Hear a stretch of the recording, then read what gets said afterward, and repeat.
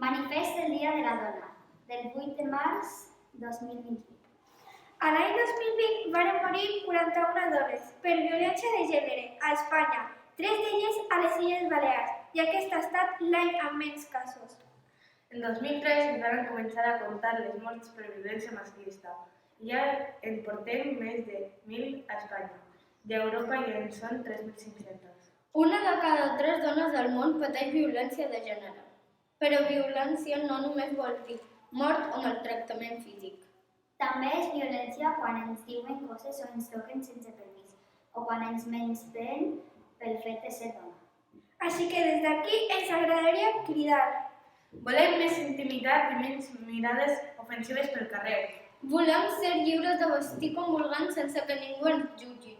Volem les mateixes oportunitats en tots els àmbits de la nostra vida, esport, feina, vestiment, etc. Volem dir no al control tòxic, a les nostres relacions, control de què faig, de què dic, amb qui vaig, etc.